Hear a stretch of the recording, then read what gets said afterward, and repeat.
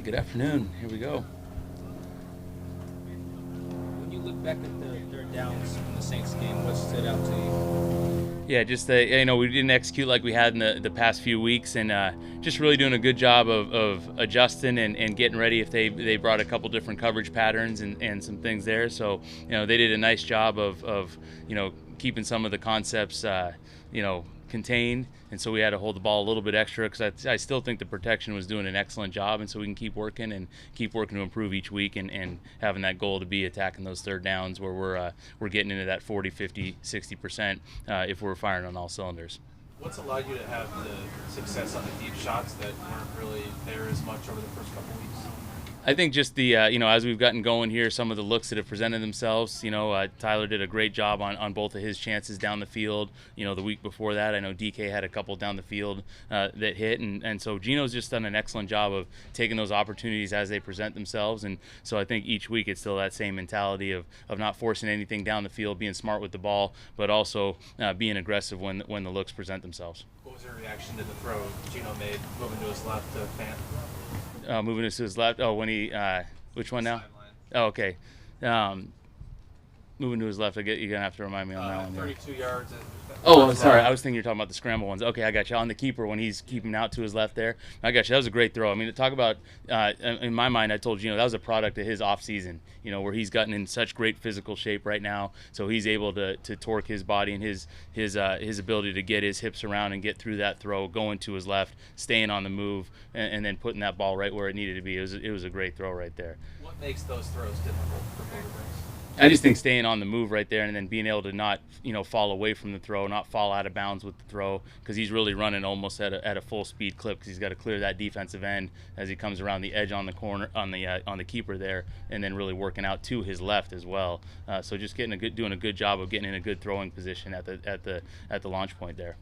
Does anything have to change with Ken Walker taking over the running back spot, or how does that? I think anytime, is obviously really a bummer for Rashad Penny. He did such a great job. He's worked so hard and stuff, just like at the end of last year where stuff was really coming to fruition for his view of what was going to happen with him as a running back.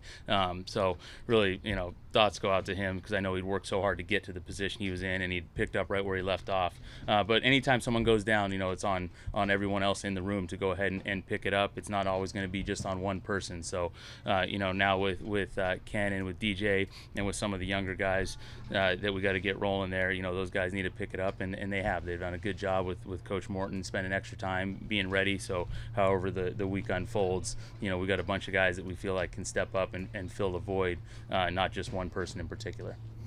By the DVOA metric, you guys are the number one offense in the NFL, their efficiency range. To you, what's an efficient offense? Just when we're able to go ahead and marry that run with the pass, be able to stay out of those long yardage situations, because there's been some scenarios where I think, the DVO is nice, but there's also some longer yardage situations that we were put in. We were able to execute, but like we've talked about over the course of a 17-game season, trying to avoid some of those scenarios, so we can play as efficient as we can, which is staying out of those third and longs, staying out of those second and longs. But if those do present themselves, being able to make efficient plays, which might not always be gaining the first down, might be putting our defense in position where we're gaining yards, but then not turning the ball over, ending with the punt. So just playing good complementary football all around is our goal for efficiency.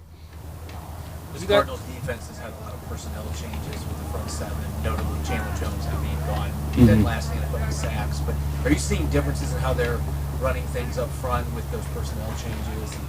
The hardest part about their personnel is they mix and match in a lot of different fronts. Moving the guys all around. You can't just say that, hey, J.J. Watt's going to be right here every snap. They're doing a good job, moving him around, moving Allen around, and those guys create some good pocket push, good movement up front, and then they're still rolling off the edges. So then they add the linebackers into the mix. So they do a good job of mixing and matching a lot of different variations. And speaking of getting guys into third and long, they've gotten teams into a lot of those longer yardage situations, where they've created some disruption up front by some of their different blitz patterns and their aggressive nature.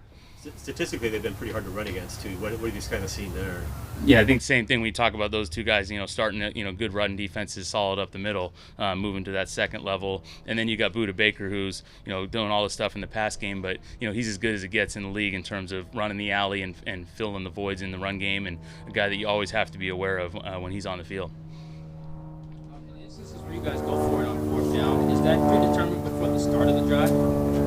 I think there's aspects in certain drives where, you know, based on the time in the game or maybe the score of the game, where you're anticipating going for it, and then I think a lot of it comes into the play of what's the actual D&D or what's the actual distance to go on fourth down, and where we at on the field, you know, with the clock, all those things that can go into it.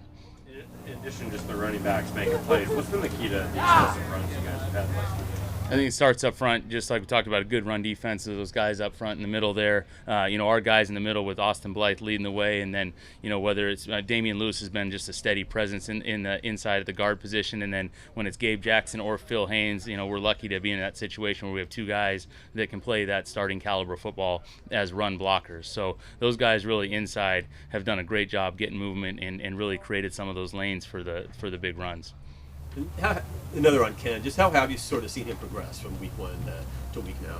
Yeah, I just think the more reps he gets, you know, he's a rookie that's now, you know, had to miss some time at the end of camp, so now he's accumulating a lot of those reps, and then the more game reps he gets, I think the better and better he'll become as the action slows down, because he has, like we've talked about, he's got all the skill in the world, and he's done a great job of working hard and really understanding the offense. So just excited to see him as he gets more and more opportunities, he'll continue to grow as a player.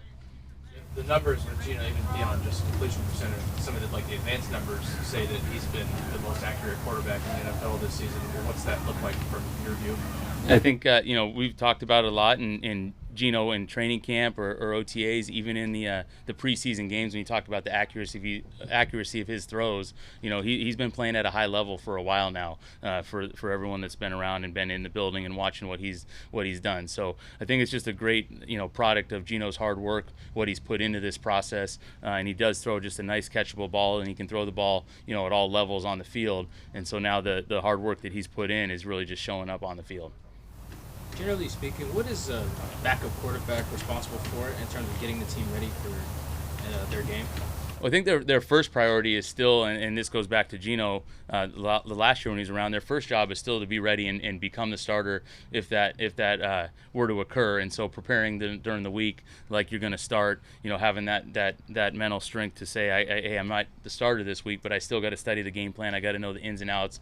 I got to help the starting quarterback, which both Drew and Sean Mannion have done a great job of helping Geno. It's a tight-knit room where they're helping each other throughout the week, whether it's, you know, getting together during their downtime and really studying what the opponent that we're playing, pick up any tips or tells.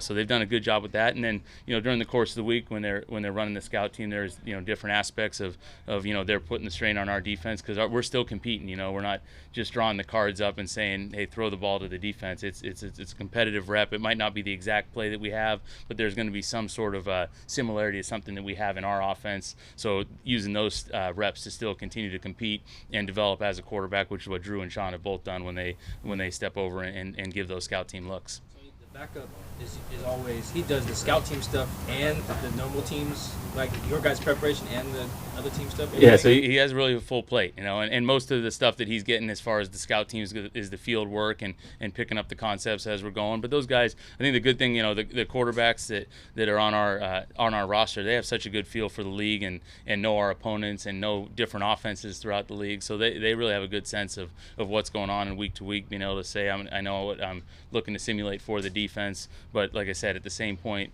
you know, their starting point every week is to help us on offense and make sure that they're prepared and ready to go on Sunday. The fan throw, the big catch that we talked about earlier, that Mm-hmm. was, he said that was a design rollout. How often do you ask a quarterback to roll out to his left and then throw while moving to his left? I think it comes up in our keeper game, you know, where we're breaking contain and we're moving either direction. And you know, I think been fortunate to be around guys that really have that ability to go right or to the left. And to me, that's part of being able to keep a balanced offense, is to be able to keep that aspect of keeping to the right or to the left. Is the standard like to script the first 15 plays usually for play callers? I think that's probably up to every individual. Different guys have been around. There's been a lot of different methods, you know, for the openers, and you know, we have our system and getting through it. And you know, it's like anything else. You can have that initial plan, and then things are always going to adjust and adapt as the course of the game takes place. How many do you script? A few here and there. Anything else? Thank you. Good. All right. Thanks.